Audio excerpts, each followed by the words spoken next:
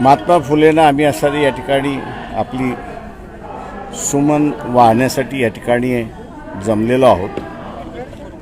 परंतु त्याच्याचबरोबर या ठिकाणी मौलाना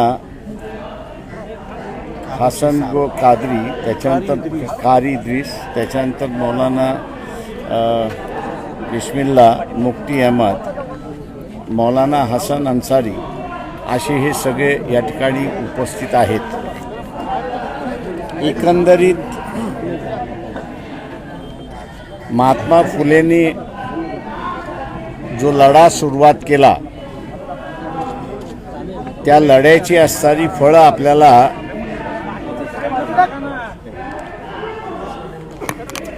ती फळं जी आहेत ती फळं आपण चाखतो तशी असणारी परिस्थिती आहे। त्यांच्या काळातही त्यांना असणारा फार मोठा त्रास देण्यात आला। सामाजिक स्वातंत्र्य, धार्मिक स्वातंत्र्य ह्याच्या वादामध्ये अडकवण्याचा प्रयत्न झाला। ब्रिटिशांच्या विरोधात जे सामाजिक धार्मिक स्वातंत्र्यासाठी लढले त्यांना असणारा देशभक्त म्हणण्यात आलं आणि जे सामाजिक स्वातंत्र्यासाठी लढले त्यांना असणारा ब्रिटिशांचे हस्तक म्हणून त्या ठिकाणी ठरवण्यात आले। आज पुन्हा असणारा तीच परिस्थिती आपल्याला या ठिकाणी दिसते की या देशामध्ये ज्यांनी धार्मिक हस्तक्षेप होतोय आणि आमच्या वैदिक धर्मावरती आघात होतोय असा ज्यांनी कांगावा त्यावेळेस केला होता त्यांनी आता नव्यानं असणारा कांगावा या ठिकाणी सुरुवात केलेला आहे की या देशामध्ये हिंदूंचं राज्य असूनही देशाला हिंदू असं संबोधित करावं, घोषित करावं असा लढा चाललेला आहे। मी दुर्दैवाने असं म्हणेन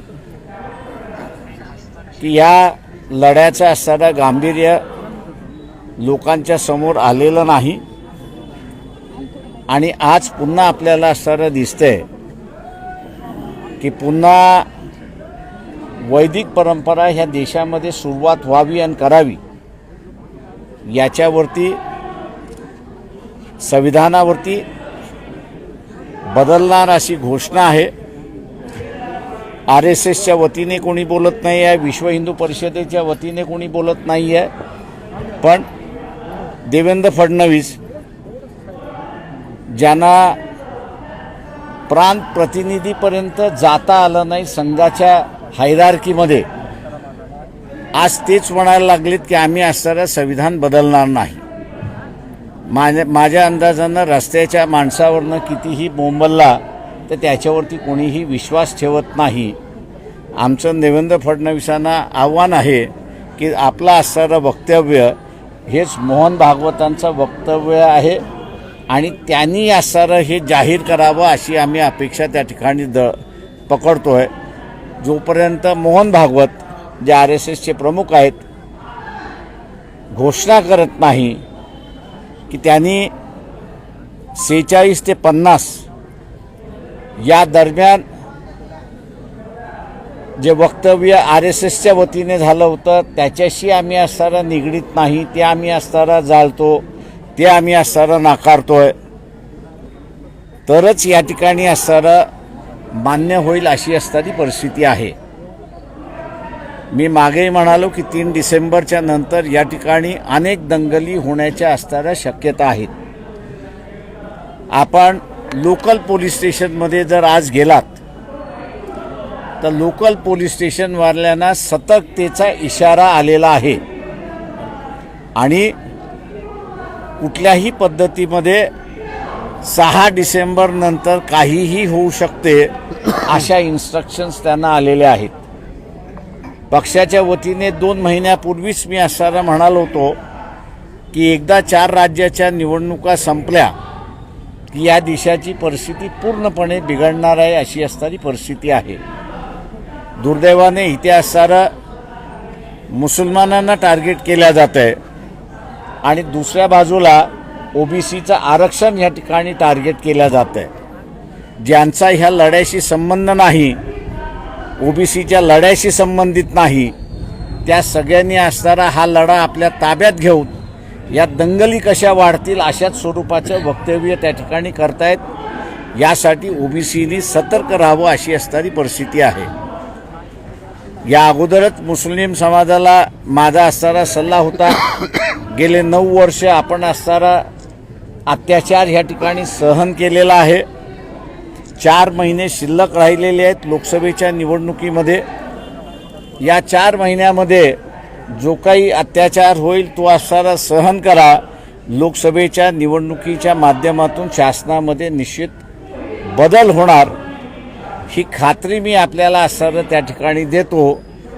उद्याचं सरकार कोणाचं असेल हे सांगता येणार नाही, पण ह्या देशाचे पंतप्रधान नरेंद्र मोदी राहणार नाहीत एवढी गवाही फक्त असणारं मी त्या ठिकाणी आपल्याला असणारं देऊ शकतो. दुसरं, आपल्याला एक सवय लागलेली आहे की कुठलाही प्रश्न हा धार्मिक चष्म्यातूनच बघावा अशी असणारी परिस्थिती आहे. गदाफीच्या विरोधात ज्यावेळेस जन आंदोलन लिबियामध्ये झालं त्यावेळेस BJPचं सरकार होतं. लिबिया हे राष्ट्र आहे, तेव्हा गदाफीबरोबर राहायचं की लोकांसमोर राहायचं याच्यापेक्षा ते मुस्लिम राष्ट्र आहे, आपल्याला काय करायचं अशी असणारी परिस्थिती आहे. आजही आपल्याला असणारा फिलिस्तीनच्या प्रश्नावरती इस्रायल आणि फिलिस्तीनच्या लोकांमधला लढा सुरुवात झाला आहे, बॉम्बिंग सुरुवात झालेली आहे त्या सगळ्या ह्याच्यामध्ये. आणि तिथे आपल्याला असं दिसतंय की पॉलिटिकल लिडरशिप ही एक लाईन घेत आहे आणि ॲडमिनिस्ट्रेशन जी आहे ती दुसरी लाईन घेते असं आपल्याला त्या ठिकाणी दिसतंय.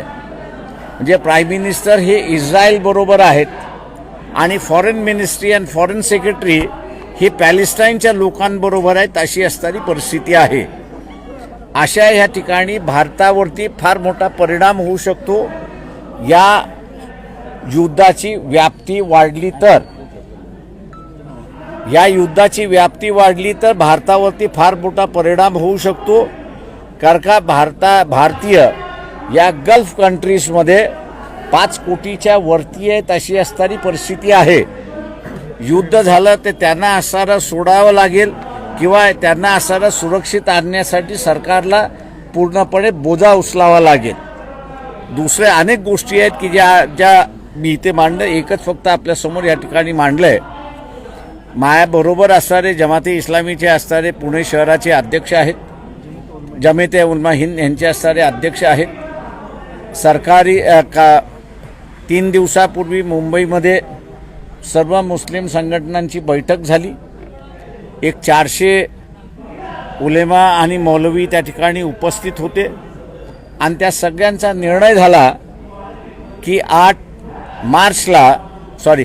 डिसेंबरला आझाद मैदानावरती पॅलेस्टाईनच्या इश्यूवरती फिलिस्टाईनच्या इश्यूवरती आपण असणारा पीस सभा त्या ठिकाणी घेतली पाहिजे आणि वेगवेगळ्या धर्माचे जे लोक आहेत त्या सगळ्याने त्या ठिकाणी उपस्थित राहावं असं आव्हानसुद्धा त्या ठिकाणी करण्यात आलेलं आहे. मी असं म्हणेन की मुस्लिम संघटनांच्या रिलिजियस संघटना असतील पण त्यांनी असणारं एक भूमिका घेतली. त्या भूमिकेला वंचित बहुजन आघाडी साथ देते आणि आम्ही त्या ठिकाणी उपस्थित राहणार आहोत. तेव्हा आंतरराष्ट्रीय प्रश्नांकडे धर्माच्या चष्म्यातून न बघता ते एक वेगळं राष्ट्र आहे आणि भारत एक वेगळं राष्ट्र आहे. तर ह्या 2 राष्ट्रांच्या भूमिका कशा असल्या पाहिजेत, त्यांचे संबंध कसे असले पाहिजेत या दृष्टिकोनातून सामान्य माणसाने सुद्धा विचार करायला सुरुवात केली पाहिजे. भारतीय जनता पक्ष, RSS त्यांच्या संलग्न असणाऱ्या संघटना हा मुसलमानाचा इश्यू आहे, आपल्याला काय करायचं आहे त्यांचं ते बघून घेतील अशी जी भूमिका आहे, मी असं म्हणेन की ही चुकीची भूमिका आहे. एक राष्ट्र दुसऱ्या राष्ट्राबरोबरच्या संबंधाचा हा प्रश्न आहे. भारतीय फार मोठ्या प्रमाणात गल्फ कंट्रीजमध्ये नोकऱ्यांच्या निमित्ताने, उद्योगाच्या निमित्ताने त्या ठिकाणी आहेत, त्यांच्यावरती सुद्धा परिणाम होऊ शकतो आणि म्हणून वंचित बहुजन आघाडीने 8 डिसेंबरच्या पीस सभेला पाठिंबा दिलेला आहे आणि आम्ही अपेक्षा करतो की मुस्लिम समाज मोठ्या प्रमाणात त्या पीस सभेला उपस्थित राहील अशी परिस्थिती आहे. आपण आता विचारा.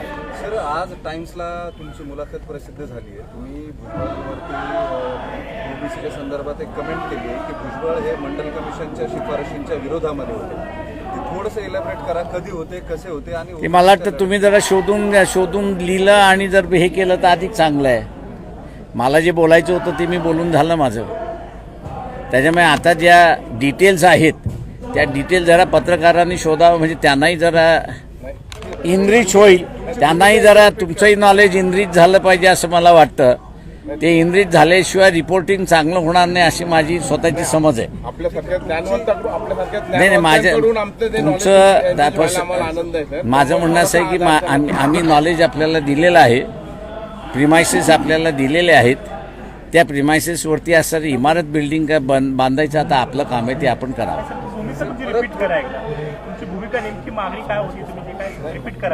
कुठली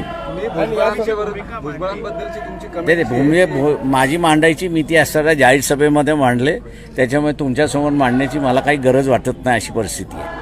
पण तुम्ही याच्यावरती ठामात की भुजबळांची भूमिका ही मंडल कमिशनच्या विरोधामध्ये होती. म्हणून मी म्हणते जरा इतिहास शोधा आणि काय इतिहास आहे तो जरा लोकांसमोर आणा. बरं, काल भुजबळांना जेव्हा आम्ही असं विचारलं की तुम्ही असं म्हटलात की त्यांची भूमिका मंडल कमिशनच्या विरोधात आहे, तर ते असं म्हटले की माझी तर प्रकाश भाईंबद्दल काही नाराजी नाही किंवा मी माझी त्यांच्याबद्दल नाराजी नाही ना. ते त्यांनी आम्हाला सहकार्य उलट त्यांना जेलमधनं काढणारा मीच आहे. जजला मी जर शिव्या घातल्या नसत्या तर आज छगन भुजबळ बाहेर नसते. त्याच्यामुळे असताना माझी नाराजी जर असती तर मी जजला शिव्या घातल्या नसत्या पब्लिकली. त्यांना सोडत नव्हते त्यावेळेस. त्यांचा बेल ड्यू होता, तो बेल ज्युडिशरी नाकारत होती. त्यावेळेस असताना उलटा वार बीच केला होता की ज्युडिशरी तर व्यवस्थित वागली नाही सुप्रीम कोर्टाच्या निर्णयानंतर, तर जजवरती सुद्धा केस होऊ शकते हे त्यांनी लक्षात घ्यावं. आणि त्याच्या नेक्स्ट डेमध्ये छगन भुजबळाला सोडण्यात आलेलं आहे, पण त्यांनी कधी असताना माझे आभार मानले नाहीत. ओबीसी आरक्षणासंदर्भातली तुमची भूमिका आता नेमकी काय असणार आहे ते मी काल सभेमध्ये सांगितलेली आहे, तुम्ही पुन्हा ऐकून घ्या ती.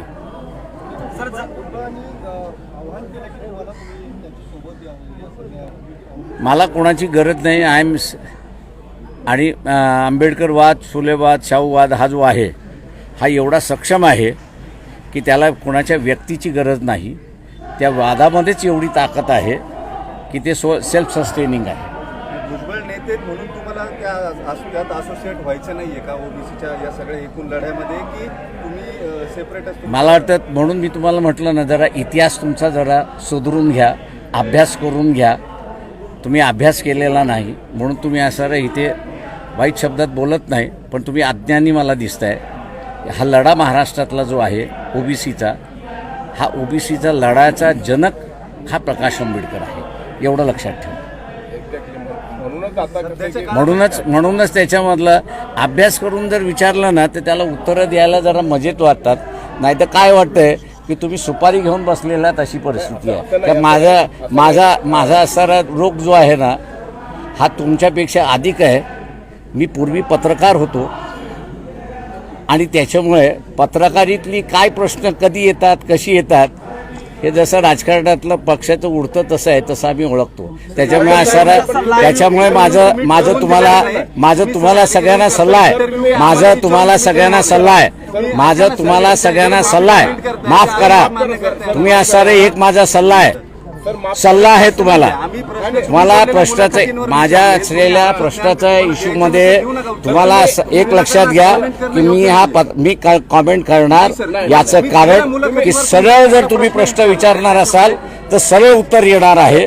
तुम्ही कोणाची ब्रीफ घेऊन प्रश्न विचारणार असाल तर माझी उत्तरं तशीच असतात, एवढं लक्षात घ्या. त्याच्यामुळे असणारं तुम्हाला रिपीट करायचं असेल, तुम्हाला सरळ रिपीट करायचं असेल, रिपीट करा. मला जे उत्तर रिपीट करायचे ते मी करणार, की ब्रीफ घेणाऱ्याला उत्तर मी तसंच देत असतो. त्याच्यामुळे तुम्ही असणारा इतर नेते हे तुमच्यावरती अवलंबून आहेत.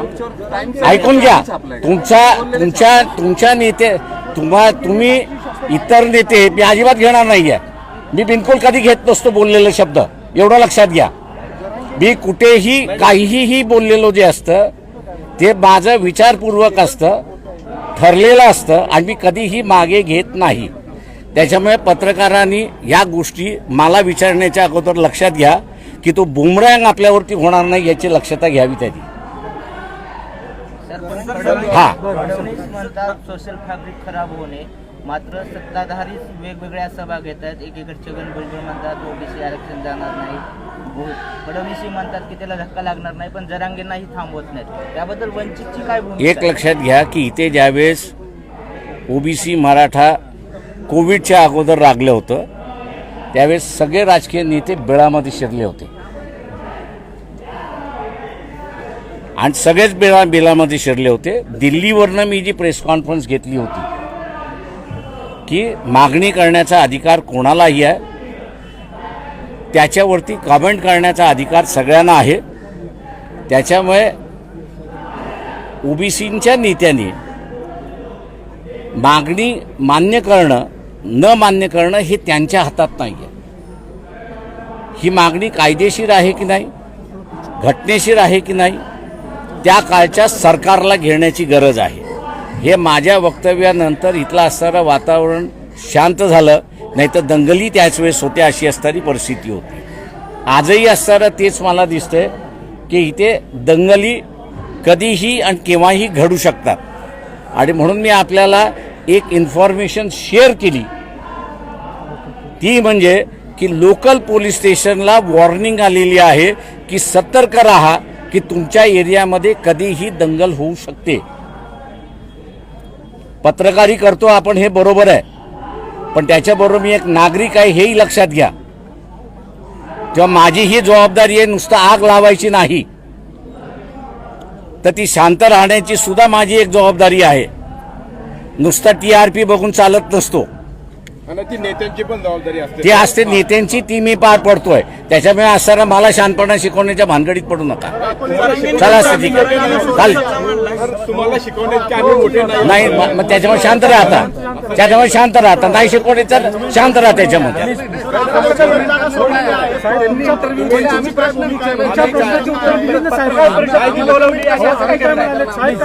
तुम्ही जरा पडताळून बघा इतिहासात, मग बघा की त्याच्या संदर्भामध्ये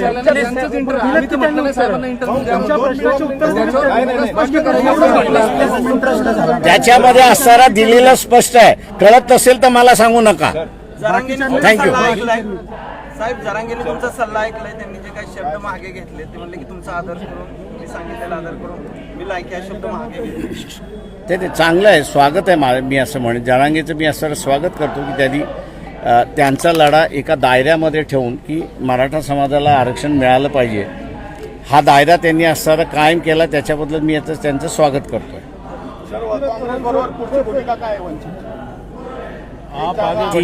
3 तारखेनंतरचा असणारा तो इश्यू आहे. त्यांनी असं म्हटलं की 3 तारखेनंतर आम्ही असणारं इलेक्शन संपल्यानंतर भूमिका घेऊ, तर तोपर्यंत आपल्याला थांबावं लागेल. सर, ओबीसी विद्यार्थी बड़ी संख्या में आज़ाद मैदान पर है और उन्हें स्कॉलरशिप नहीं मिल रही, ऐसी वो शिकायत कर रहे हैं. आप वहाँ जाएंगे क्या, क्योंकि कोई भी नेता वहाँ पे अभी तक नहीं गया? देखिए, ये ओबीसी की जो स्कॉलरशिप है, विलास राव की सरकार में जब हम मंत्रिमंडल में थे तब हम लोग ने डिसीजन लिया था कि ओबीसी विद्यार्थियों को स्कॉलरशिप मिले. 2 साल हम लोग सरकार में थे, 2 साल के लिए स्कॉलरशिप मिली. जैसे ही हम लोग सरकार से बाहर निकले वैसे ओबीसी की स्कॉलरशिप बंद हुई है. आज कई ओबीसी के मंत्री जो है कैबिनेट में हैं, लेकिन वो निर्णय नहीं ले सकते, ऐसी एक परिस्थिति है. जहाँ मिलने की बात है उस विद्यार्थियों के साथ हम लोग हैं, उनसे मिलते भी हैं और उनका जो आंदोलन है कि स्कॉलरशिप का है, उस स्कॉलरशिप के आंदोलन को हम लोग मानते भी है. और क्योंकि creamy layer non creamy layer आप ले आए हो, स्कॉलरशिप देना जो है वो नॉन क्रीमी लेयर को देना है, इसलिए गरीब विद्यार्थी है तो इनको स्कॉलरशिप मिलनी चाहिए, ऐसी हम लोग की मांग है. आपने ये भी कहा है कि जनरल इलेक्शन के बाद बीजेपी होगी कि नहीं सत्ता में, इस पर आप कंफर्म नहीं, लेकिन मोदी प्राइम मिनिस्टर नहीं होंगे ये आप कंफर्म कह सकते हो. मैंने वही कहा. ऐसा क्यों?